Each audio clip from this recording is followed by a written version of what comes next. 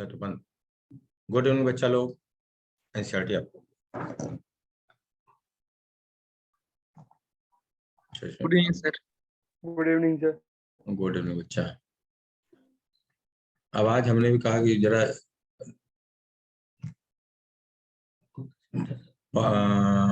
NCERT 12th part first P block. हाँ सही। लिखने के लिए एनसीईआरटी पे कि इधर उधर और लिख सकते हैं।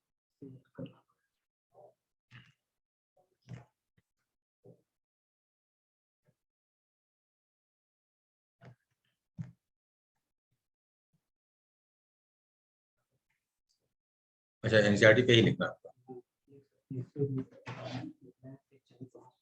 नहीं तो ब्लैंक पेज के लिए फिर गड़बड़। ठीक है ओके। चलिए बच्चा लोग हम लोग शुरू करते हैं। तो कल वाली क्लास में हम लोगों ने इसमें क्या कर लिया था, ऑक्सीजन में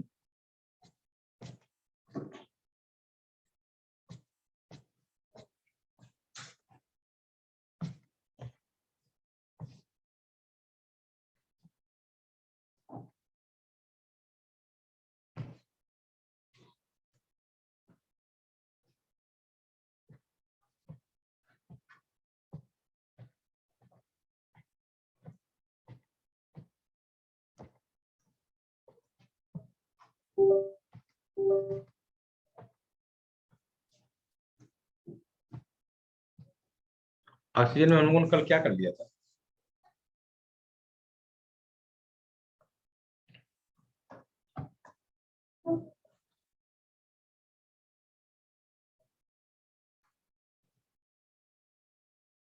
नहीं मतलब आप कुछ बोल नहीं रहे हो या आपकी आवाज नहीं आ रही।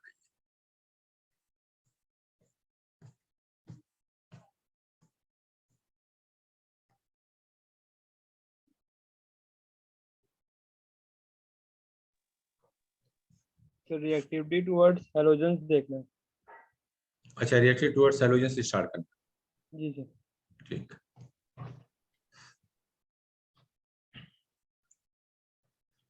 चलो इसमें तो हमको लग रहा है कि इसी के ऊपर लिखना पड़ता है, अलग से पेज है नहीं।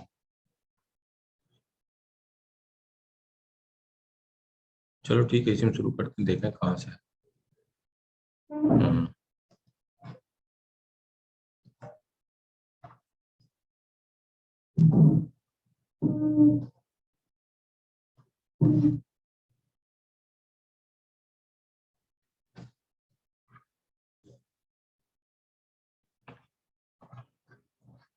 चलिए रिएक्टिविटी टुवर्ड्स हैलोजन में देख लेते हैं कि क्या क्वेश्चन यहाँ जरूरी है।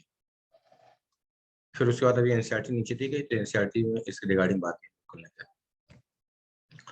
सबसे पहला क्वेश्चन है कि अगर ये लोग हैलोजन से रिएक्शन करेंगे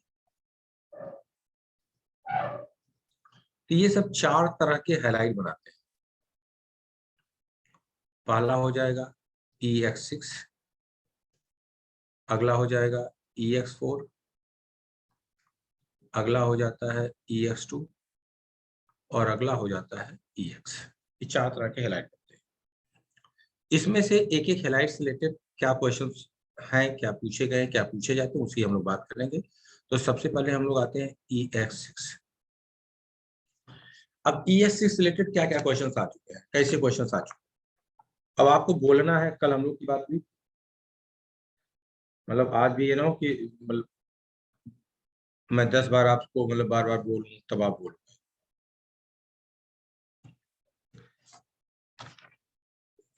एडिशनल पॉइंट के लिए मैंने स्टैटिक खोल रखी है जिसमें मैंने 10-10 नोट कर रखा है, क्वेश्चन वगैरह आते रहे। चलो भाई पहला क्वेश्चन आप बताइए EX6 की ज्योमेट्री कैसी। ऑक्टाहेड्रल। ऑक्टाहेड्रल को दूसरा नाम क्या देते हैं। Square bipyramidal. Square bipyramidal. इसमें 90 के कितने एंगल होंगे।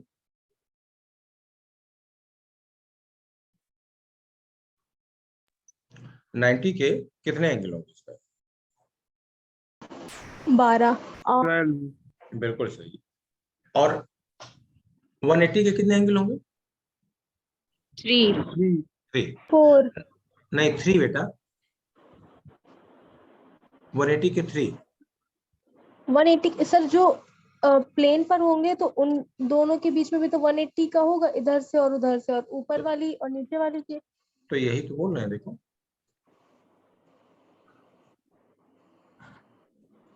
मान लो ये सल्फर, एक 180 ये बन गया, यस सर। एक 180 ये बन गया, एक ऊपर Yes, sir. और नीचे वाला मिला के एक 180 हो गया, 3 ही बनेंगे।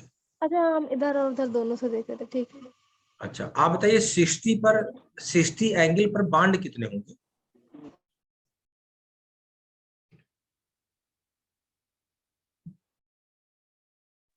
सर क्या पूछ रहे हैं? 60 एंगल, आप कह रहे हो कि 90 के कितने एंगल होंगे? 12। Yes sir. तो आपको बताना है कि 90 के 12 एंगल और फिर 180 के कितने एंगल हैं? 3। तो अब मैं आपसे उल्टा क्वेश्चन पूछ रहा हूं कि 90 पर कितने बांड्स होंगे? बोलो। 6। 6 बॉन्ड। हाँ ये याद रखना, क्योंकि कई बार लोग गड़बड़ कर देते हैं कि चूंकि 90 के 12 एंगल बन रहे हैं तो इसका मतलब बांड 24 हो जाएंगे। पूरे मॉलिक्यूल में ही 6 बांड है, 24 कहां से हो जाएंगे? ठीक है। EX6 जो आपने बनाया है, जिसके लिए आप बोल रहे हो टेट्राहेड्रल ज्योमेट्री है, इसके सारे सीमा बांड आइडेंटिकल है या नहीं?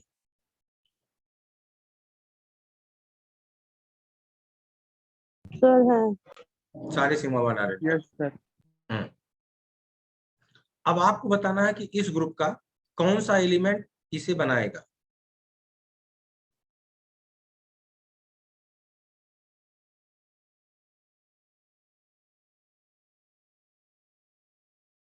ऑक्सीजन को छोड़कर सारे। देखो 2 क्वेश्चन है यहाँ। पहला क्वेश्चन है कि ऑक्सीजन फैमिली के कौन से एलिमेंट इसे बनाएंगे, तो आंसर है ऑक्सीजन को छोड़कर सारे इसे बनाएंगे। अब अगला क्वेश्चन है कि कौन कौन से हैलाइड ये मिलेंगे, तो सिर्फ हेक्सा हैलाइड मिलेगा, हेक्सा क्लोराइड, हेक्सा ब्रोमाइड या हेक्सा आयोडाइड मिलता नहीं। तो पहला क्वेश्चन हो गया कि ऑक्सीजन फैमिली के कौन कौन से एलिमेंट हेक्सा हैलाइड का फॉर्मेशन करेंगे, तो हम बोलते हैं एक्सेप्ट ऑक्सीजन, जितने भी एलिमेंट्स हैं वो सारे के सारे हेक्सा हैलाइड का फॉर्मेशन करें। अगला क्वेश्चन है कौन सा हेक्सा हैलाइड बनेगा, तो हम बोलते हैं सिर्फ हेक्सा फ्लोराइड बनता है, हेक्सा क्लोराइड, ब्रोमाइड और आयोडाइड नहीं बनता है। और अगर पूछ लिया जाए क्यों नहीं बनता है, तो क्या बोलेंगे? Due to steric repulsion factor of bigger halogen surrounding. Halogen अगर बड़ी हो जाएंगी तो 6 हैलोजन लगने में स्टेरिक रिपल्सन ज्यादा होने लगेगा और इसलिए 6 हैलोजन लग पानी संभव नहीं। ये मैं लिख नहीं रहा हूं, सिर्फ पॉइंट्स बोलता चल रहा हूं, इसको लिखना है कहीं, आपके जो काम का होगा आप लिख लेना। Yes sir. अब यहाँ 2 क्वेश्चन और बन जाएंगे इसी। पहला क्वेश्चन बन जाएगा, अगर आप बोल रहे हो कि केवल हेक्साफ्लोराइड बनेगा बाकी लोग नहीं बनेंगे, तो उनका एक आंसर आपसे अब लिया जा सकता है क्या, कि आपके पास सपोज SF6 है, SCl6 है, SBr6 है और Si6 है, stability card. Decreasing order. Decreasing order. Decreasing order. अगर यहाँ हम पूछें कि इस स्टेबिलिटी के ऑर्डर के पीछे रीजन क्या है, साइज बड़ा होता जाएगा आयोडीन का, साइज बड़ा होगा और रिपल्शन स्टेरिक रिपल्सन ना। Yes sir. और अगर एक कोई और रीजन पूछें स्टेरिक रिपल्सन के अलावा, क्या रीजन हो सकता है? Inter electronic repulsion. नहीं, स्टेबिलिटी का ऑर्डर बता रहे हो ना। ये देखो एनसीईआरटी ने क्या लिखा है यहाँ,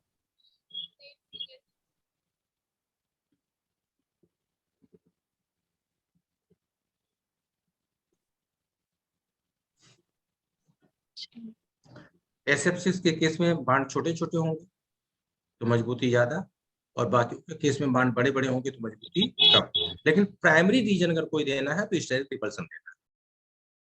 हाँ अगर इसका टेट्रा पूछ लिया जाए तब फिर हम स्टेरिक रिपल्सन वाले फैक्टर को नहीं लेंगे। जैसे हमने दे दिया SF4 है, SCl4 है, SBr4 है, Si4 है, या नीचे वाला एलिमेंट ले लिया, सेलेनियम ले लिया यहाँ। तो अब सिर्फ बॉन्ड लेंथ और बॉन्ड डिसोसिएशन एंथैल्पी या बॉन्ड स्टेबिलिटी के बिहाफ पे आंसर है। लेकिन हेक्सा के केस में प्राइमरी रीजन होगा स्टेरिक रिपल्सन, सेकेंडरी रीजन होगा ये बॉन्ड वाला।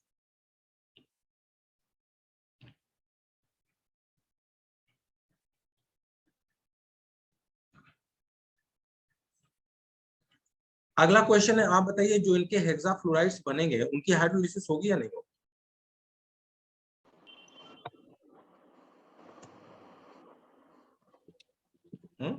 नो सर, नहीं हो, क्योंकि हाइड्रोलिसिस में पहले बॉन्ड बनता है न्यू बॉन्ड बनता है, न्यू वाला।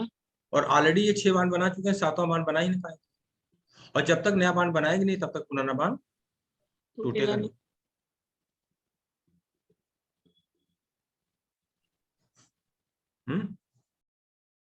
अब आ जाइए EX4 पे। पहला क्वेश्चन है कि इस EX4 में हाइब्रिडाइजेशन क्या है? sp3d। क्या सारे सिग्मा बॉन्ड आइडेंटिकल हैं? No sir. लॉन्गर और सिग्मा बॉन्ड का रेशियो, लॉन्गर और शॉर्टर? 1:3 नहीं लॉन्गर। अरे इस एग्जांपल की बात करो जो एग्जांपल सामने है। अच्छा। इसमें बताओ।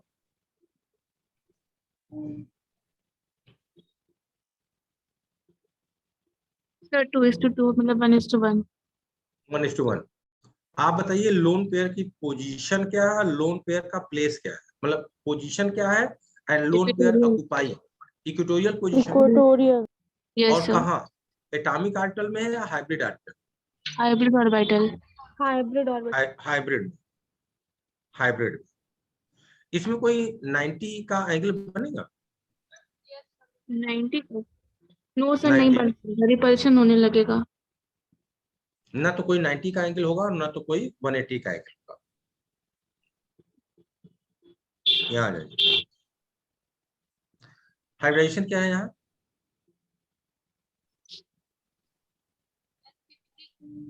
sp3 होगा। अगर sp3 की रेगुलर ज्योमेट्री है तो बॉन्ड एंगल 09.4 109। मिनट। और अब आपको बताना है कि अगर sp3 की रेगुलर ज्योमेट्री है जिसमें बॉन्ड एंगल 109 है तो 109 के कितने एंगल होते हैं?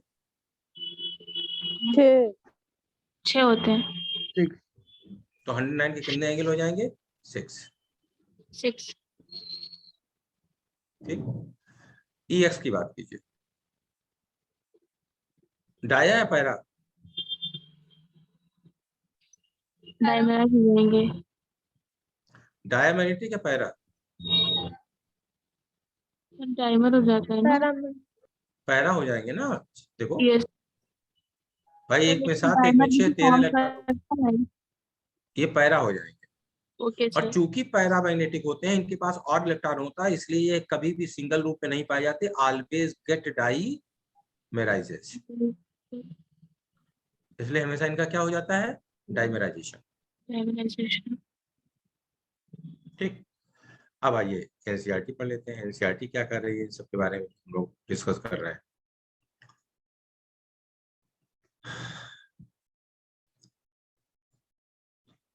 Element of group system form a large number of halides of the type EX6, EX4, EX2 और EX इन्होंने आगे दिया, यहाँ नहीं दिया, आगे भी मिलेगा आपको।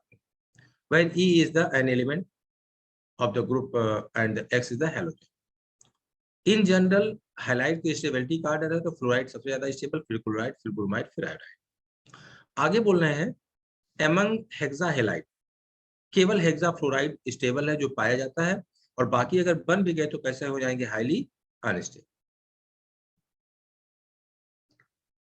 Due to steric repulsion factor. All hexafluorides are gaseous in nature. जो इनके हेक्सा फ्लोराइड्स हैं उनकी फिजिकल स्टेट क्या है? Gas. They have the octahedral structure. Sulphur hexafluoride is exceptionally stable for the steric reason. तो sulphur hexafluoride stable होता है, inert होता है गैसियस इंसुलेटर के रूप में इस्तेमाल किया जाता है।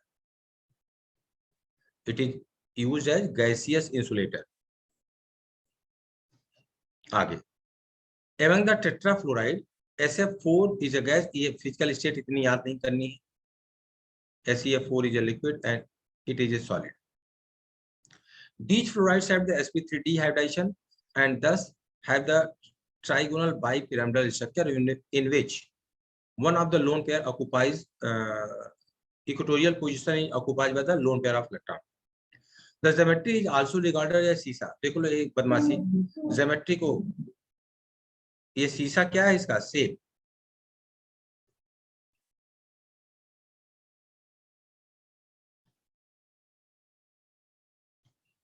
लेकिन कॉमन बोलचाल में शेप या ज्योमेट्री को हम लोग एक ही सेंस में बोल दिया करते हैं।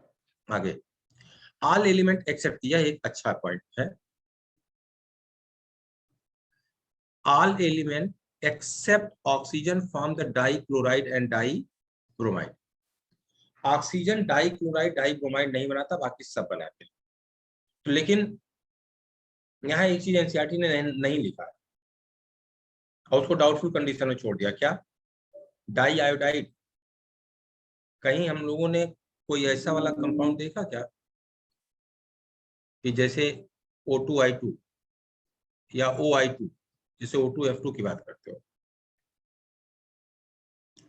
तो यह जनरलाइजेशन तो एनसीईआरटी का ठीक है, बल्कि इससे बेहतर होगा कि हम बोल दें कि ऑक्सीजन सिर्फ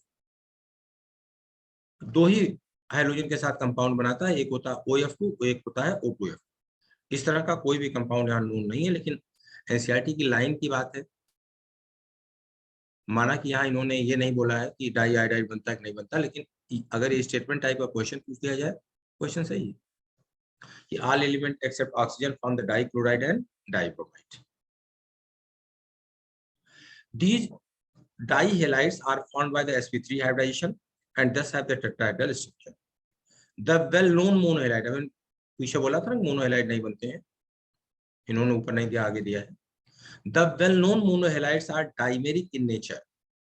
अभी क्या बोला था, चूंकि अनपेयर्ड इलेक्ट्रॉन्स होता है उनके पास, तो इसलिए दो दो मोनोहेलाइड्स के मॉलिक्यूल आपस में अपने अनपेयर्ड इलेक्ट्रॉन की क्या कर लेते हैं, पेयरिंग कर लेते हैं, डाइमर के रूप में पाए जाते हैं। जो उनके मोनोहेलाइड्स हैं वो सिंगल डिस्क्रीट मॉलिक्यूल के रूप में नहीं पाए जाते। इन्होंने कुछ एग्जांपल यहाँ दे रखा है, S2F2, S2Cl2 and so on. इसमें से एक इसका हम लोग इस्तेमाल करते हैं vulcanisation of rubber. S2Cl2 is used in the vulcanization of rubber। और अगली एक इंपॉर्टेंट चीज और ये इसके लिए बोल रहे हैं कि these dimeric halides undergo disproportionation as given below। तो यह पॉइंट और ये रिएक्शन हर हाल में दिमाग में होनी चाहिए। अब पूरे हेलाइड को अगर हम समराइज कर तो सबसे पहली बात क्या हो गई, चार तरह के हेलाइड बनाते हैं। जब हेक्सा हेलाइड की बात करते हैं तो सिर्फ हेक्सा फ्लोराइड बनता है और कोई नहीं बनता। और हेक्सा फ्लोराइड कौन से एलिमेंट बनाते हैं, ऑक्सीजन को छोड़ के सारे बनाते हैं। इन जनरल इनके हेक्सा फ्लोराइड्स स्टेबल होते हैं स्टेरिक रिपल्शन के कारण। ज्योमेट्री की बात हम लोगों ने कर ली। टेट्राफ्लोराइड की बात किया तो जब ऊपर से नीचे की तरफ आते हैं तो फिजिकल स्टेट इनकी क्या है, गैस से लिक्विड से सॉलिड होती जाती है। और अगर फ्लोराइड टेट्राफ्लोराइड्स में स्टेबिलिटी का ऑर्डर पूछे तो सबसे ज्यादा फ्लोरीन, क्लोरीन, ब्रोमीन, आयोडीन। और ऐसा क्यों है, बॉन्ड स्ट्रेंथ या बॉन्ड डिसोसिएशन एनर्जी की भी यहाँ पे से हम लोग एक्सप्लेन करते हैं।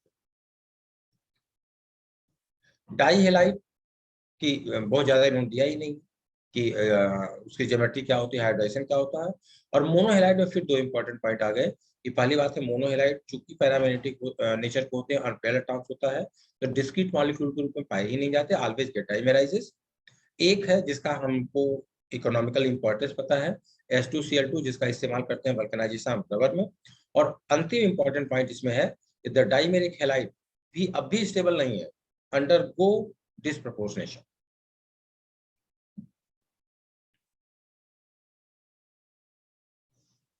ठीक, एग्जाम्पल नंबर 7.1 है, मुझे नहीं लग रहा कि इसमें कुछ बताने जैसा हो।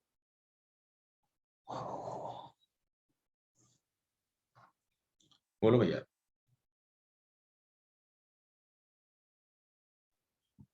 Yes sir. Yes sir.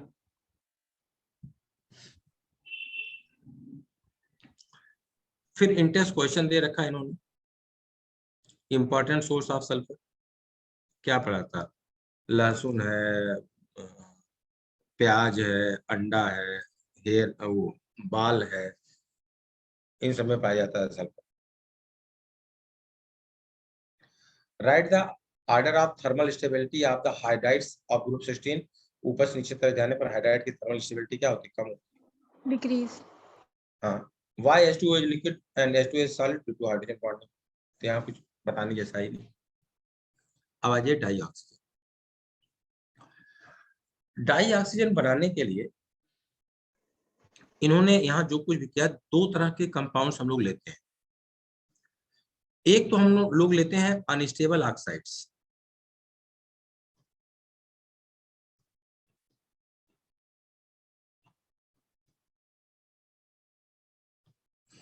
Unstable oxides.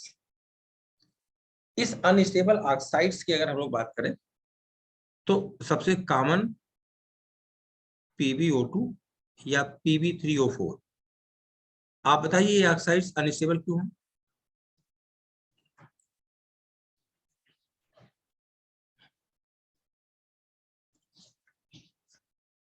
+4 oxidation state है पीबी की। Inert pair effect. Yes sir. Due to inert pair effect lead का जो सबसे कॉमन और स्टेबल ऑक्सीडेशन स्टेट होता है वो क्या हो जाता है, +2। तो इसीलिए जब इसको हम हीट करते हैं तो टूट करके क्या दे देता, PbO, ये भी क्या दे देता, PbO, और साथ निकल जाती है ऑक्सीजन गैस। दूसरा इन्होंने ले रखा है मरकरी का HgO और Ag2O। ये अनस्टेबल क्यों है?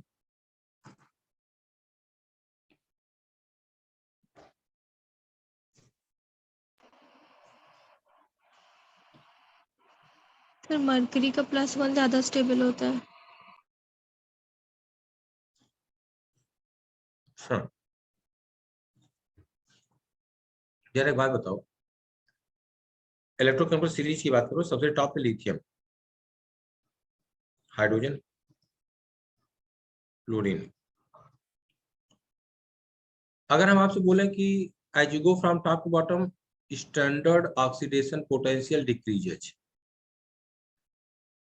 सही है गलत?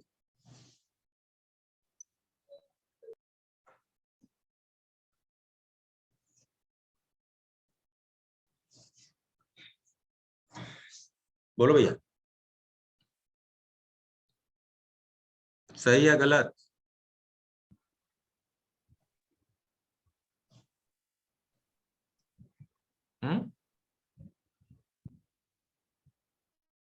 यार तुम लोग चुप खाए हो जाते हो भाई।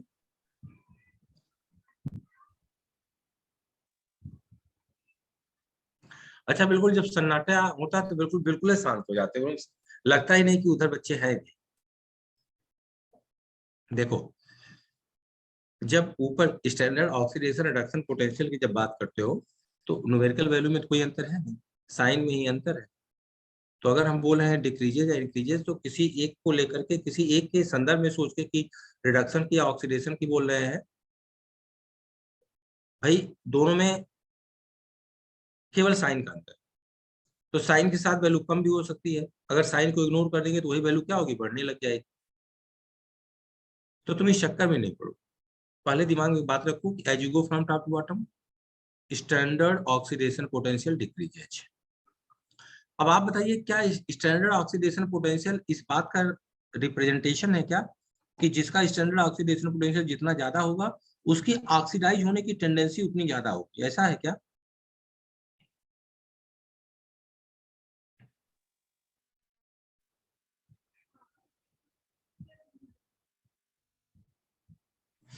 बोलो भैया। सर डायरेक्टली प्रोपोर्शनल होती है ऑक्सीडाइजिंग पावर के। कि tendency to be oxidise. Sir to be reduced. अच्छा, ऑक्सीडेशन पोटेंशियल ज्यादा तो ऑक्सीडाइज करने की टेंडेंसी ज्यादा। Yes sir. बोलो भैया। खुद ऑक्सीडाइज होने की टेंडेंसी ज्यादा। लो तुम लोगों ने बवाल कर दिया। अब तुम फिर इस वाले ये क्यों अनस्टेबल है, अब इसको हम अगली क्लास में बताएंगे। पहले तुम्हारे विजय सर से हम यही डिस्कस कर लेंगे कि ये है क्या, नहीं पता चला हम कुछ और बता कुछ और बताए, भयंकर कंफ्यूजन हो जाएगा। हम विजय सर से पूछ लेंगे वो क्या बताते हैं इसमें। चलो, ये इसको हम एक जनरल स्टेटमेंट दे दे रहे हैं, बाद में इसको रीजन क्या है इसके पीछे एक्सप्लेन कर देंगे। लेकिन ये अनस्टेबल क्यों है इसके लिए मैं एक जनरल स्टेटमेंट बोल दे रहा हूँ, सुनो। सर हाँ सर उन्होंने बताया था कि जिसका इलेक्ट्रोड पोटेंशियल जितना ज्यादा होगा उसके ऑक्सीडाइजिंग पावर भी उतनी ज्यादा होगी। अच्छा चलो कोई बात नहीं, उधर हम जाएंगे नहीं, अब वो एक बार उनसे डिस्कस करके तब बोलेंगे। अभी मैं बोल देता हूँ तब तक के लिए देखो जरा। इन जनरल, सामान्यतया जब आप इलेक्ट्रोकेमिकल सीरीज में ऊपर से नीचे की तरफ जाते हो तो ऑक्साइड की थर्मल स्टेबिलिटी कम होने लगती है। ऑक्साइड की थर्मल स्टेबिलिटी क्या है, कम होने लगती है। मतलब इट्स सेल्फ ऑक्सीडाइज होने की टेंडेंसी कम होने लगती है। तो अगर इट्स सेल्फ ऑक्सीडाइज होने की टेंडेंसी कम होने लगती है, अब मैं इलेक्ट्रोड पोटेंशियल को बिल्कुल किनारे कर दे रहा हूँ, इलेक्ट्रोड पोटेंशियल का यूज ही नहीं कर रहा हूँ, ये तो हम लोग जानते हैं कि जब आप ऊपर से नीचे की तरफ आते हो तो इट्स सेल्फ ऑक्सीडाइज होने की टेंडेंसी कम या ज्यादा, इलेक्ट्रोड पोटेंशियल किनारे कर, डिक्रीज होगी सर। आओ इधर देखो। मान लो हमारे पास पोटेशियम का क्लोराइड, इस पोटेशियम के क्लोराइड में अगर हमने सीजियम डाल दिया तो क्या मिल जाएगा हमें, सीजियम का क्लोराइड और पोटेशियम फ्री हो जाएगा या नहीं। Yes sir. Yes sir. बोलो भैया। तो जरा बताओ ऑक्सीडाइज होने की टेंडेंसी सीजियम की ज्यादा है या पोटेशियम। सीजियम की।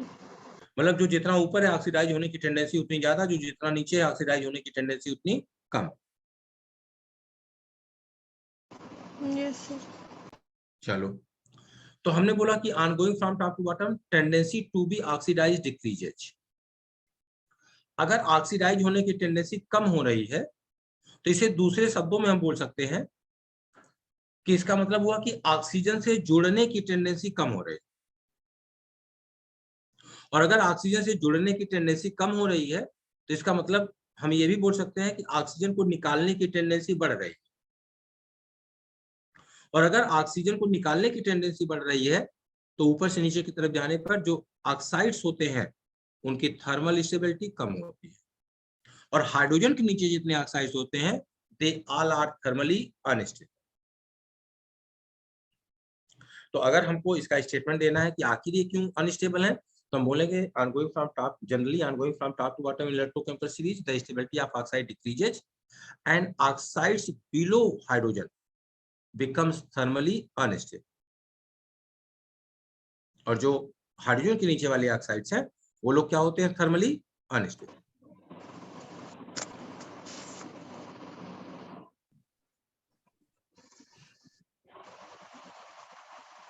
ठीक, तो अनस्टेबल ऑक्साइड्स में याद है। इसके बाद अगला है, उनको हम लोग ऑक्सीजन बनाते हैं। तो अनस्टेबल ऑक्साइड में हमारे पास कितने होंगे, 4 ऑक्साइड मिले, लेड का डाई ऑक्साइड, लेड का मिक्स्ड ऑक्साइड, मर्क्यूरिक ऑक्साइड और साथ में मिला सिल्वर का ऑक्साइड। ये अनस्टेबल ऑक्साइड है, इनको गर्म करके हम ऑक्सीजन बना सकते हैं। तो कॉपर का ऑक्साइड भी दूंगा। हाँ कॉपर भी ले सकते हैं, लेकिन अभी हमने एक स्टेटमेंट बोला था ना कि जितना ऊपर से नीचे की तरफ आते हो स्टेबिलिटी क्या होती है, कम होती जाती है। तो हाइड्रोजन के नीचे जितने हैं सबकी स्टेबिलिटी कम, लेकिन जो जितना नीचे है उसकी स्टेबिलिटी उतनी कम। तो इन तीनों में अगर पूछा गया कि सबसे कम स्टेबल कौन होगा, मरकरी, और इन तीनों में सबसे ज्यादा स्टेबल कौन होगा, कॉपर। तो कॉपर भी ले सकते हो क्योंकि बिलो हाइड्रोजन मेटल ऑक्साइड्स क्या हो जाते हैं, थर्मली अनस्टेबल। बस ये है कि कॉपर से पाने के लिए रिलेटिवली आपको ज्यादा गर्म करना पड़ेगा। फिर अगले में हम लोग बोलते हैं कि बाय हीटिंग ऑक्सीडाइजिंग एजेंट्स, और अगर कोई ऑक्सीडाइजिंग एजेंट है तो इसका मतलब ऑक्सीजन रिच है। तो बाय हीटिंग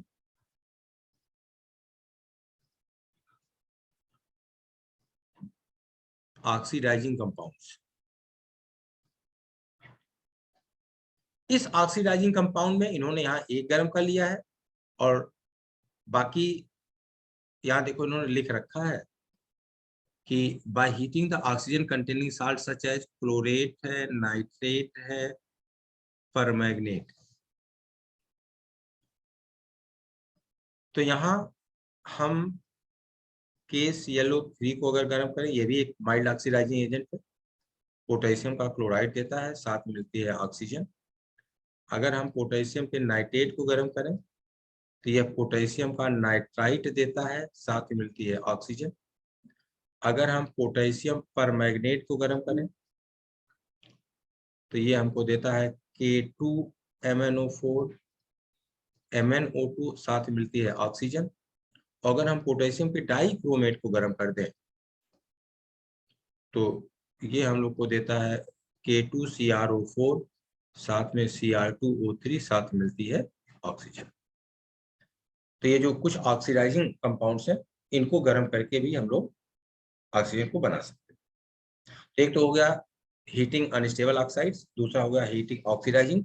और ऑक्सीडाइजिंग में हम लोगों ने 4 लगातार ले लिए हैं, पोटेशियम के, potassium chlorate, nitrate, permanganate and dichromate.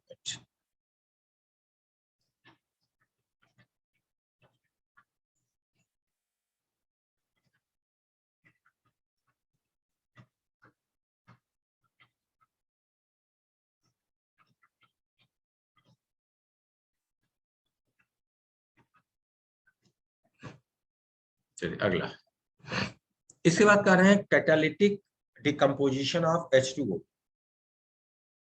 तो बात H2O2 की नहीं, जितने भी पॉलीऑक्साइड्स, पॉलीऑक्साइड का मतलब होगा जिनके पास ऑक्सीजन का अमाउंट ज्यादा है, वो सारे के सारे अनस्टेबल होते हैं, सारे के सारे टूट जाते हैं। कोई कम कोई ज्यादा है, लेकिन अनस्टेबल सारे के सारे होते हैं। तो जितने भी आपके पास परऑक्साइड्स हैं और जितने भी सुपर ऑक्साइड्स हैं, ये सारे के सारे अनस्टेबल हैं और सब गर्म करने पे टूट जाते हैं। पॉलीऑक्साइड्स को अगर हम गर्म कर दें तो they get converted to normal oxide और साथ में निकल जाती है ऑक्सीजन गैस। या किसी पॉलीऑक्साइड से अगर हमें ऑक्सीजन बनाना है तो एक और अच्छा सा तरीका है कि मान लो हमने ले लिया है पोटेशियम का सुपर ऑक्साइड, या हमने ले लिया है बेरियम का पर ऑक्साइड, इसकी ओजोन से रिएक्शन करवा दो, ये सारे के सारे बना लेते हैं अपना नॉर्मल ऑक्साइड और साथ में निकल जाती है ऑक्सीजन गैस। तो यहाँ एनसीईआरटी ने एक दिया है कि catalytic hydrogenation, sorry catalytic decomposition of H2O। और H2O2 को डिकम्पोज करने के लिए किस कैटालिस्ट का इस्तेमाल करते हैं? Finally divided metals, manganese dioxide, alkalis, H2SO4, ये सब H2O2 के डिकम्पोजिशन को कैटालाइज कर देते हैं। फाइनली डिवाइडेड मेटल है, MnO2 है, अल्कली मतलब KOH, NaOH, ये सब है, और H2SO4 है, ये भी इसके डिकम्पोजिशन को कैटालाइज कर देता है। फिर ऑन लार्ज स्केल 2 तरीका अपने पास है। एक तो जब हम लोग नाइट्रोजन बना रहे थे तो फ्री में हमको ऑक्सीजन मिल गई, और इस बार जब ऑक्सीजन बनाएंगे तो फ्री में हमें नाइट्रोजन मिल जाएगी। और दूसरा मेथड क्या है? Electrolysis of water. इलेक्ट्रोलिसिस अगर वाटर कम करेंगे तो लार्ज स्केल पे इससे हम बना सकते हैं। तो एक टेक्निकल वर्ड है, वैसे ऐसा कोई क्वेश्चन कोई एग्जामिनर अगर फ्रेम करेगा तो ऐसे क्वेश्चंस की बात नहीं होगी, लेकिन फिर भी हम लोग अपने एनसीईआरटी को तो अंडरलाइन कर ही लें। तो कर रहे हैं on large scale electrolysis of water. और इंडस्ट्रियली एक अलग से वर्ड इस्तेमाल कर लिया, इंडस्ट्रियली या commercially, is liquefaction and fractional distillation of air. Liquefaction and fractional distillation of air.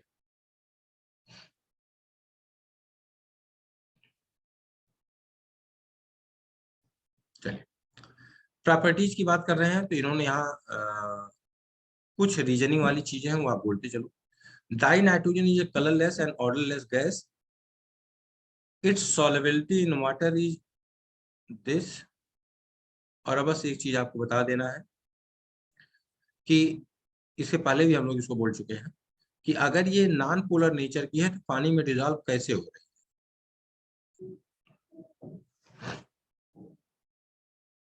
है? Due to dipole-induced dipole interaction. Dipole and induced dipole interaction.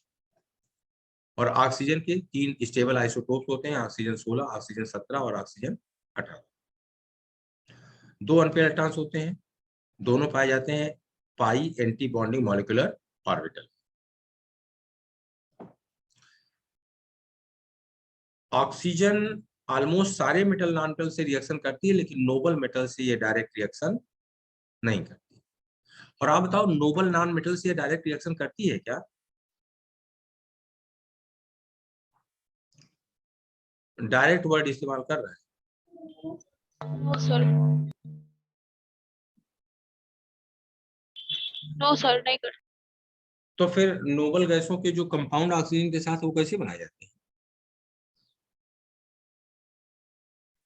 अरे जेनान बनाता है, तो जेनान की अगर हम बात कर लें,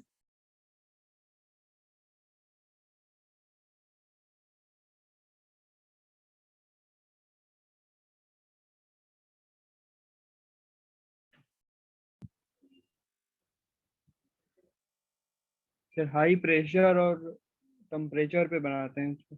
नहीं, ऑक्सीजन न तो नोबल मेटल से रिएक्शन करती है, न तो नोबल नॉन मेटल से रिएक्शन करती है। सर उनके कंपाउंड से रिएक्ट।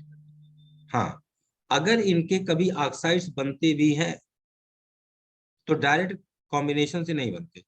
जैसे जेनन के जितने भी ऑक्साइड्स बनते हैं वो सब बनते हैं by the hydrolysis of जेनन fluoride.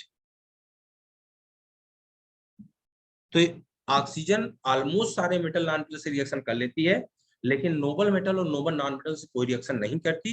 फिर भी अगर इसके कोई कंपाउंड पाए जाते हैं तो वो सब इनडायरेक्ट मेथड से बनाए जाते हैं, इनके किन्हीं दूसरे कंपाउंड से इसको बनाया जाता है, डायरेक्ट कॉम्बिनेशन से नहीं।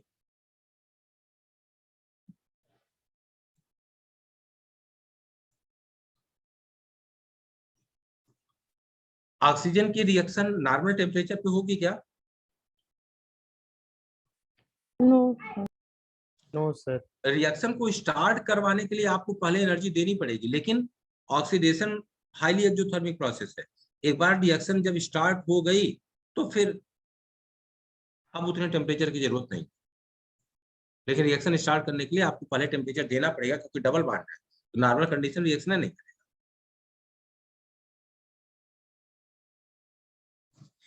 ये जितनी रिएक्शन यहाँ एनसीईआरटी ने दे रखा है उसमें 3 रिएक्शन हमारे इंपॉर्टेंट।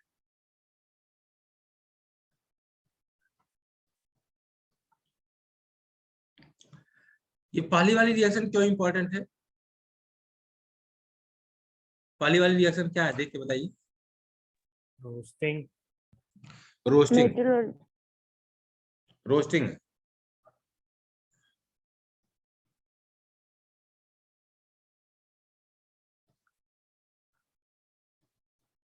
सल्फाइड ओर्स के लिए करवाते हैं, और लार्ज स्केल पे जब कभी सल्फर डाइऑक्साइड हमें बनाना होता तो हम बनाते नहीं है, यह रोस्टिंग में मिलता है एज ए बाई प्रोडक्ट।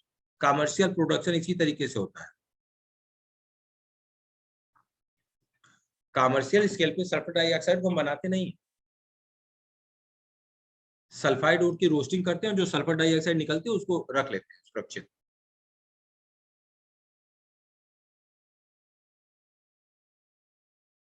तो ये रोस्टिंग ऑफ सल्फाइड ओर्स। और ये दोनों रिएक्शन क्यों इंपॉर्टेंट है? क्योंकि अगर कैटालिस्ट ना हो तो इनमें से इन दोनों में से कोई रिएक्शन नहीं। यह रिएक्शन केवल तब संभव है जब कैटालिस्ट है, अदरवाइज रिएक्शन नहीं। Only catalytic oxidation is possible. यानी सल्फर डाइऑक्साइड ऑक्सीजन से तब तक रिएक्शन नहीं करेगा जब तक आप उसे V2O5 कैटालिस्ट ना दें। HCl डायरेक्टली ऑक्सीजन से तब तक रिएक्शन नहीं करेगा जब तक आप CuCl2 से कैटालिस्ट ना दें।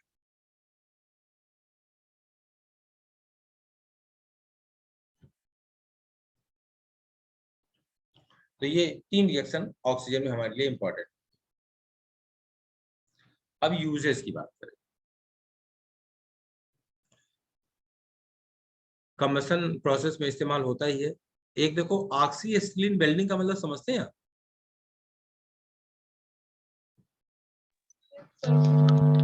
सर कार्बाइड वाली। हाँ, गैस वेल्डिंग इसी को बोलते हैं हम लोग नॉर्मल बोलचाल में। ऑक्सी एसिटिलीन वेल्डिंग को हम लोग क्या बोलते हैं? Gas welding.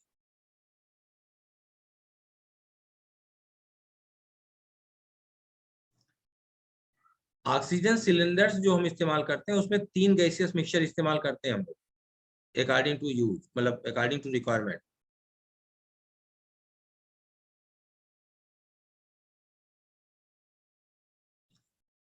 ऑक्सीजन N2 का इस्तेमाल करते हैं,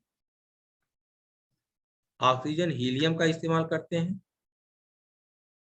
और ऑक्सीजन और CO2 का इस्तेमाल करते हैं। आप बताइए ऑक्सीजन और नाइट्रोजन का इस्तेमाल कब करते हैं, कहाँ करते फिर सी डाइवर्स। सी हैं? डाइवर्स, सी डाइवर्स ब्लड करते थे, सी डाइवर्स इसका इस्तेमाल करते थे, यस सर। अब नहीं करते, क्यों?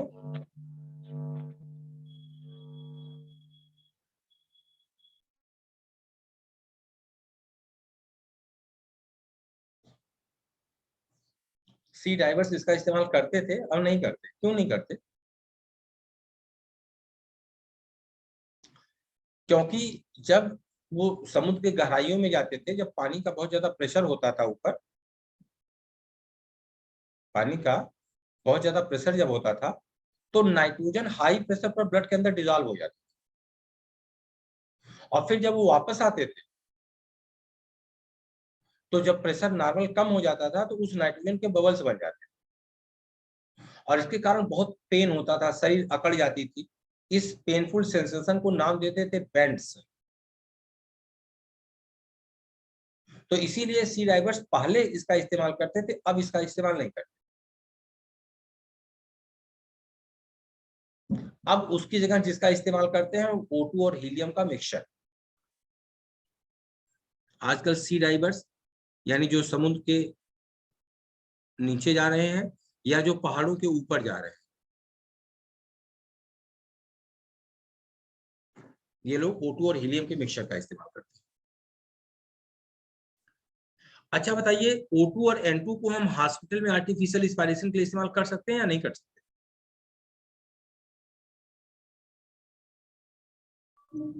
कर सकते हैं। कर सकते हैं। नाइट्रोजन के साथ ड्रॉबैक यही है कि अगर प्रेशर बढ़ जाएगा तो फिर ब्लड में डिजॉल्व होगी, अदरवाइज जिस एटमॉस्फेयर में हम आप ब्रीदिंग कर रहे हैं उसमें 80% तो नाइट्रोजन ही खींच रहे हैं हम। भाई ब्रीदिंग में हमारे लंग्स में 80% यस तो सर। नाइट्रोजन जा ही रही है। जब हम आर्टिफिशियल रिस्पायरेशन या ऑक्सीजन सिलेंडर्स की बात करेंगे तो उसमें ऑक्सीजन का कंटेंट बढ़ा देंगे, लेकिन हमें इनर्ट कुछ न कुछ रखना पड़ेगा। 100% प्योर ऑक्सीजन नहीं दे सकते। 100% अगर प्योर ऑक्सीजन दे देंगे तो हमारा जो रिस्पायरेटरी सिस्टम है वही फेल कर जाएगा।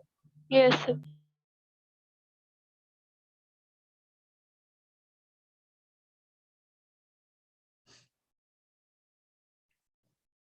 कि 100% ऑक्सीजन दिया जा सकता है भाई? No sir. नो सोच के सर, देखो, नहीं दिया जा सकता। सोच के देखो, अगर 100% ऑक्सीजन है तो जब आपने ऑक्सीजन सुड़का तो हम लोग को इतनी बार सांसें नहीं लेना पड़ेगा यार। जो ऑक्सीजन हम यहाँ भी ब्रीदिंग कर रहे हैं, इसमें से भी हमारी बॉडी एक बार जब हम एयर इनहेल कर रहे हैं तो जितनी एयर जा रही है उसका, उसमें अगर 20% ऑक्सीजन जा रही है तो 20% को बॉडी कंज्यूम थोड़ी ना कर रही है। उसमें से जब ब्रीद आप मतलब एक्सेल करते हैं, एयर बाहर निकालते हैं, तो ऑक्सीजन का पूरा कंटेंट जो अंदर गया था कंज्यूम नहीं हुआ है, वो भी बाहर आ जाता है।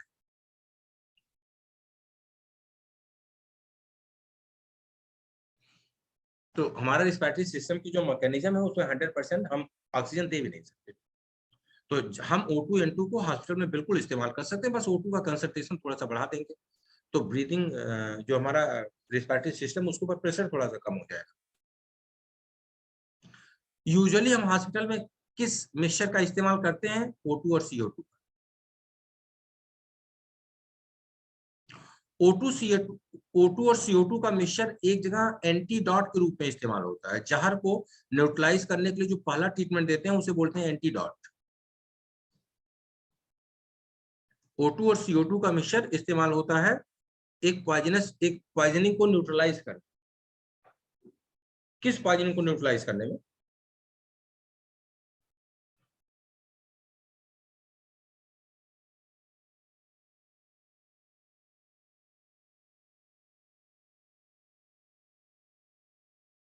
बोलो भैया। सर नहीं पता। कार्बन पता, sir. Monoxide, carbon monoxide poisoning.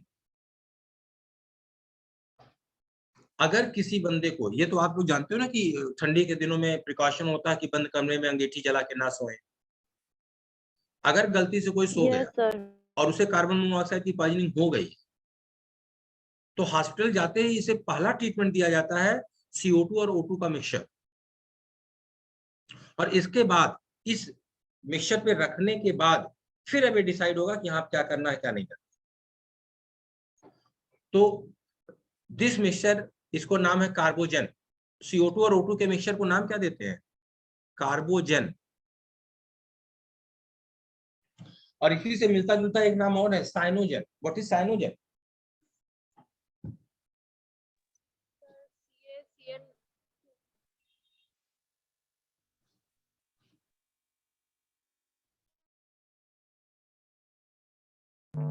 CaCN2। CN का होल ट्वाइस है, चाहे C2N2 बोल दो। यस ये carbogen mixture of CO2 and O2, Cyanogen CN का होल ट्वाइस। और अगली चीज है, AFMC में एक बार आया हुआ क्वेश्चन है, दोबारा कहीं हमें दिखा नहीं, कि अगर O2 और हीलियम का मिक्सचर है तो इसे मान लो गोताखोर इस्तेमाल कर रहे हैं, जो पर्वतारोही हम वो इस्तेमाल कर रहे हैं। लेकिन अगर अस्थमा पेशेंट है तो उसे स्पेशल वेंटिलेटर की जरूरत पड़ती है किसी क्रिटिकल कंडीशन में, और उसे हम देते हैं O2 और हीलियम का mixture, specially for asthma patient, और बाकी नहीं।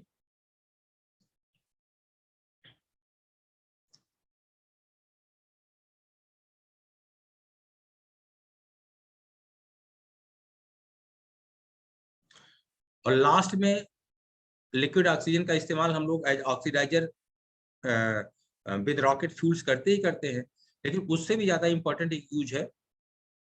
हो सकता है हमने आपको नाइट्रोजन फैमिली में एक चीज बताई। इस लाइन को जो मैंने अभी अंडरलाइन किया उसको पढ़ के देखो। N2H4 के बारे में कुछ बताया था?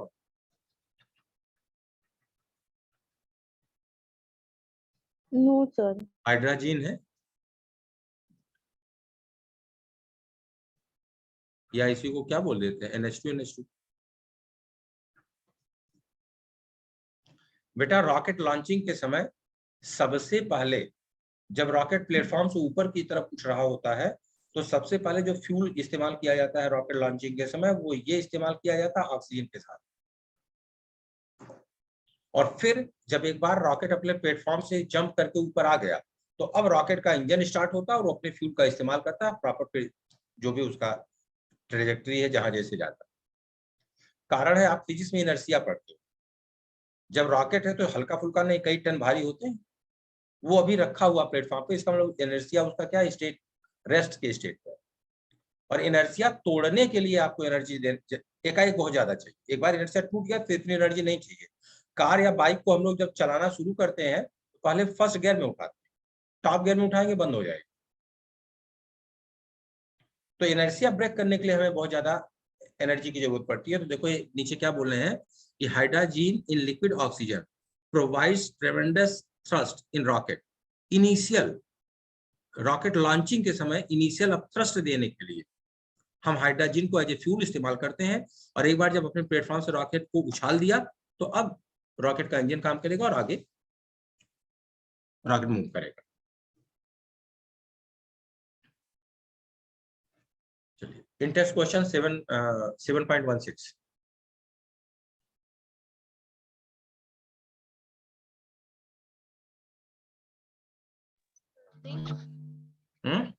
जिंक।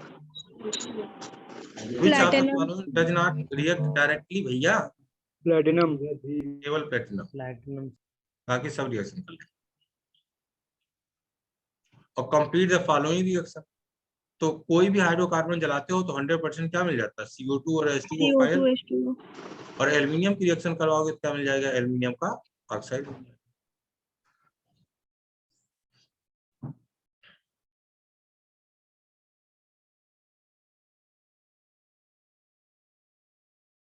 ना चलिए, ये सिंपल ऑक्साइड्स है। इन सिंपल ऑक्साइड्स में इन्होंने दे क्या रखा है, देखो ऑक्साइड को हम लोग दो पार्ट में डिवाइड करते हैं। अगर ऑक्साइड की कभी क्लासिफिकेशन करें तो दो तरह से क्लासिफिकेशन करते हैं। पहला क्लासिफिकेशन इसका करते हैं on the basis of oxygen content, on the, Sunny है क्या? हाँ बुलाओ यार, चाय मंगवाए। On the basis of oxygen content, और दूसरा करते हैं on the basis of nature. जब on the basis of oxygen content इसको क्लासिफाई करते हैं तो तीन तरह से क्लासिफाई करते हैं। पहला होता है नॉर्मल ऑक्साइड, दूसरा होता है सब ऑक्साइड, और तीसरा होता है पॉली ऑक्साइड। पॉली ऑक्साइड के एग्जांपल बताइए।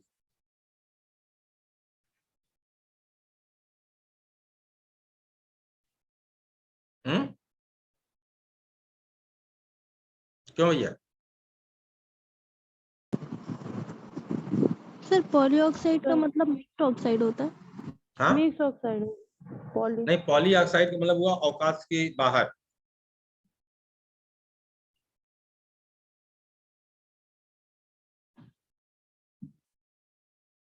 अच्छा एक बात बताइए, मान लीजिए आपके बैच के 4 लड़के एक 10 साल के लड़के को पकड़ के 4 लड़के खड़े हैं कि भाग न जाए, तो उसे देखने के बाद आपको क्या एहसास होगा कि आपके बैच के लड़के जो काम कर रहे हैं वो अपनी औकात में काम कर रहे हैं या औकात के बहुत नीचे काम कर रहे हैं?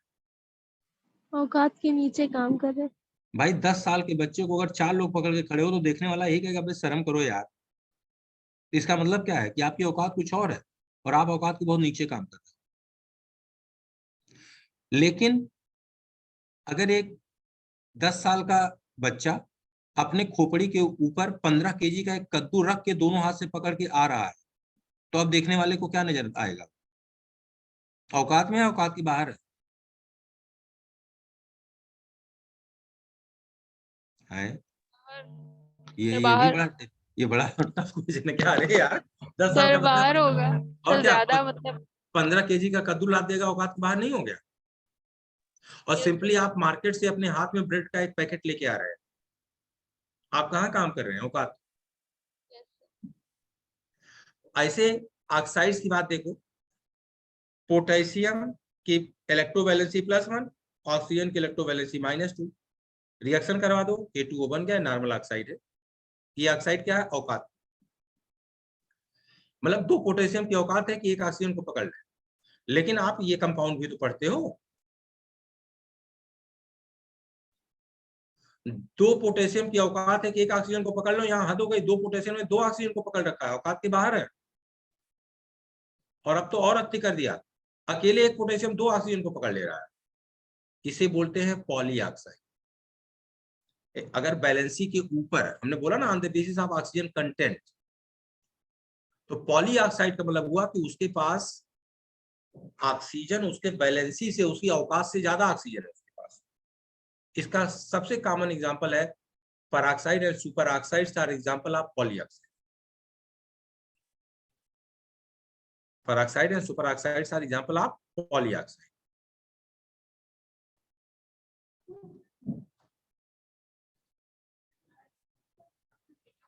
आगे देखिए, कार्बन की इलेक्ट्रोवैलेंसी ले लो, ऑक्सीजन के रिस्पेक्ट में +4 और ऑक्सीजन की -2, क्रॉस करो तो कंपाउंड कौन सा बना? CO2।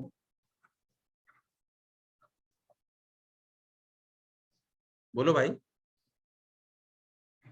CO2 बना। एक कार्बन की औकात है कि 2 ऑक्सीजन को पकड़ ले, लेकिन आपने ये भी तो पढ़ा है, पढ़ा है कि नहीं इसको? कार्बन सब ऑक्साइड। क्या नाम है इसका? कार्बन सब ऑक्साइड। कार्बन का बॉक्स।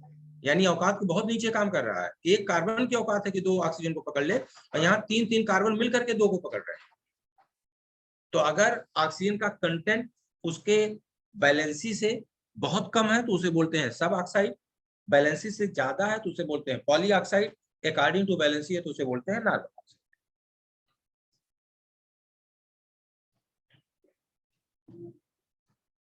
तो N2O सब ऑक्साइड, PbO सब ऑक्साइड, Hg2O सब ऑक्साइड, ये सब ऑक्साइड। और जितने भी पेरोक्साइड और सुपर ऑक्साइड है, दे आर एग्जांपल ऑफ पॉलीऑक्साइड, वो लोग क्या हो जाएंगे? पॉलीऑक्साइड। दूसरा डिवीजन है on the basis of nature. और जब नेचर की हम लोग बात करते हैं तो नेचर में 4 तरह का नेचर आता है, एसिडिक, बेसिक, एम्फोटेरिक, न्यूट्रल। अगर मैं एसिडिक की बात करूं तो आप बताओ किसके ऑक्साइड एसिडिक होते हैं? Non metals. क्या सारे? No generally non metal oxides are acidic in nature, तो क्या सारे? No sir, no sir. कौन से नहीं होते? न्यूट्रल भी होते नहीं, कौन से नहीं होते? हैं, जैसे कि वाटर, NO, CO, N2 और H2। वाटर और आप बताओ नॉन मेटल के अलावा किसके ऑक्साइड एसिडिक होते हैं? सर जो highest Cr2O7 higher oxidation block state. Element, transition metal in their highest oxidation state, chromium, ना? Yes sir, Yes transition sir. Metal in their highest oxidation state. और आप बताओ नॉन मेटल का oxide क्या नहीं हो सकता? सर मेटल बेसिक नहीं हो सकता, नॉन मेटल का ऑक्साइड कभी बेसिक नहीं होता। मेटल के ऑक्साइड जनरली बेसिक होते हैं। मेटल के ऑक्साइड क्या नहीं हो सकते? न्यूट्रल, न्यूट्रल नहीं हो सकता। मेटल का ऑक्साइड कभी न्यूट्रल नहीं हो सकता। और एनसीईआरटी ने यहाँ एसिडिक ऑक्साइड में एक एग्जांपल गलत दिया है। V2O5 एसिडिक नहीं है, एम्फोटेरिक।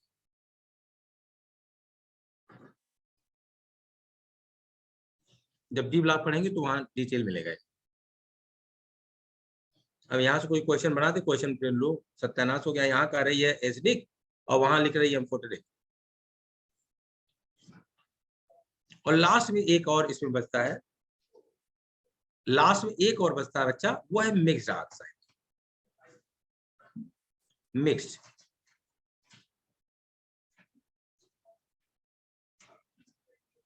ऑक्साइड। अब एक क्वेश्चन को बता दीजिए, मिक्स्ड ऑक्साइड और मिक्स्ड एनहाइड्राइड में अंतर क्या है? बस इतना बता दीजिए, बाकी एनसीईआरटी का एक पूरा आर्टिकल आपकी इतने में खत्म हो जाएगा। बोलिए। मिक्स्ड ऑक्साइड और मिक्स्ड एनहाइड्राइड में अंतर क्या है?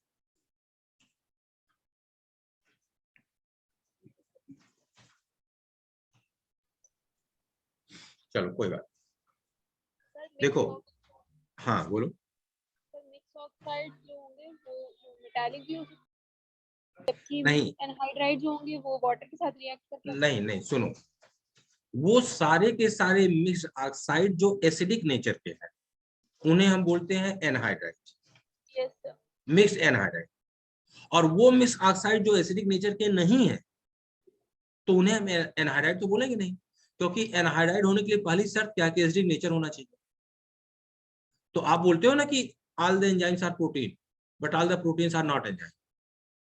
तो all the mixed anhydride are mixed oxide but all the mixed oxide are not mixed anhydride.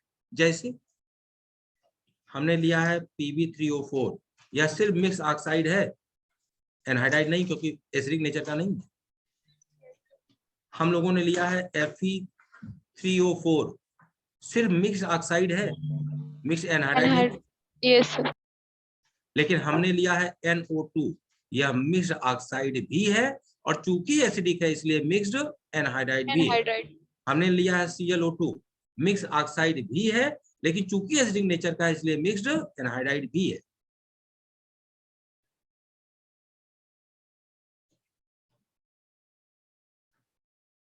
ठीक है। अब देखो इन्होंने यहाँ कहीं मिक्स के बारे में कुछ लिख रखा होगा, तो देखिए मिक्स, अच्छा यहाँ ऑक्साइड कैन बी सिंपल जैसे ये है, या मिक्स हो सकते हैं। तो इन्होंने सिर्फ ऑक्साइड लिया, एनहाइड्राइड यहाँ शामिल नहीं किया, लेकिन कल पूछ जाए NO2 क्या मिक्स ऑक्साइड है क्या? यस, मिक्स ऑक्साइड है।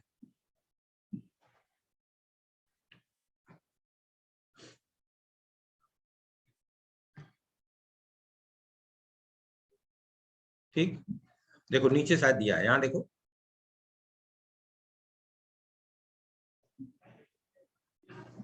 कह रहे हैं there are some oxide which are neither acidic nor basic, such oxides are known as neutral oxide.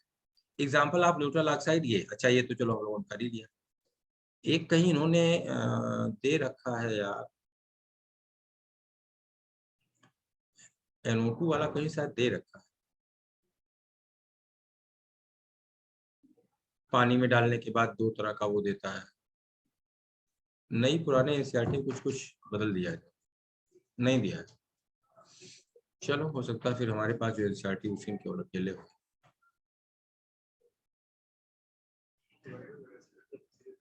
ठीक, कोई बात। अब इसके बाद हम लोग आ गए ओजोन।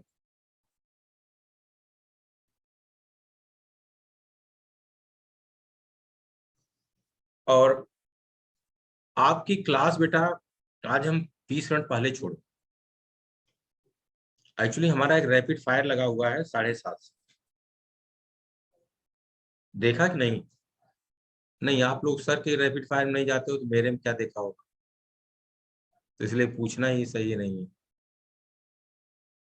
तो खैर, तो ये बेटा अभी जस्ट 7:30 से रैपिड फायर लगा हुआ है, तो इसीलिए मैं आपकी ये वाली क्लास 20 मिनट पहले छोड़ रहा हूँ। और फिर नेक्स्ट जो क्लास होगी बस ये है कि अब कोशिश यही होगी क्लास हो, मतलब क्लास गैप ना होने पाए, ये ध्यान रखेंगे। नहीं 1.5 घंटे की, 1 घंटे सवा। हाँ बोलो सर। टेस्ट से पहले जो टेस्ट में आने वाला जो कोर्स है क्या वो कंप्लीट हो सकता है? 200% कंप्लीट हो जाएगा, क्यों नहीं होगा? सर जैसे कि अभी मेटलर्जी आ रहा है और बहुत सारे नहीं, चैप्टर्स आ रहे मेटलर्जी हैं। कहाँ, किस टेस्ट में मेटलर्जी आ रहा है भाई? सर अभी जो 15 को होगा उसमें मेटलर्जी कहाँ है? उसमें ग्रुप 15 है, ग्रुप 16 है, बायोमॉलिक्यूल्स है, सरफेस केमिस्ट्री है और स्टेट्स ऑफ मैटर है। Okay sir. Sir surface chemistry आप पढ़ाएंगे? नहीं, को सरफेस केमिस्ट्री और कैसा होगा कि नहीं हो पाएगा अरे टेस्ट के पहले? 200% हो जाएगा भाई, क्या कर रहे हो? हार्डली ये मान चलो कि परसों तक हम लोग का ऑक्सीजन फैन भी समाप्त हो जाएगा। यस। उसके बाद विजय सर आ जाएंगे और विजय सर को स्टेट्स ऑफ मैटर और वो सरफेस केमिस्ट्री करवाना हो। Okay sir.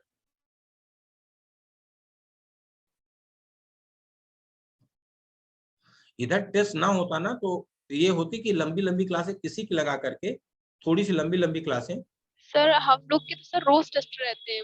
हाँ सर वही समझ कह रहे लीजिए थे, 3-4 दिन से सर परमानेंटली रोज टेस्ट हो रहे हैं। वही वही बोले इतना टेस्ट लगा है आप लोग का कि हम लोग सर हम चाह लोग को करके बिल्कुल भी। टाइम मिलता ही नहीं है सर, हम्म, रोज टेस्ट हो रहे हैं। तो इसीलिए चाह करके भी आपकी लंबी Yes, क्लास sir. नहीं ले सकते।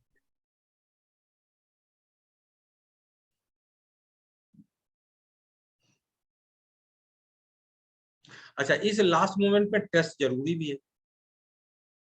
Yes sir. तो हाँ, क्योंकि अभी तो छोड़ो, अभी तो मान के चलो कि जैसे जैसे नीट के पास जाओगे फिर पढ़ाई लिखाई बंद, फिर केवल क्वेश्चन प्रैक्टिस है, क्योंकि जो प्रैक्टिस करके जाओगे वही डिलीवर कर पाओगे। थियरी पढ़ करके 30 सेकंड 35 सेकंड में आंसर थोड़ी ना कर देता है। Yes sir. तो चलिए बेटा, हार्डली 2 दिन में खत्म हो जाएगा। Yes sir. उसके बाद विजय सर आ जाए। Okay sir. ओके बच्चा, okay sir, thank you. Good night बच्चा, टेक केयर, हम लोग कल फिर मिलते हैं।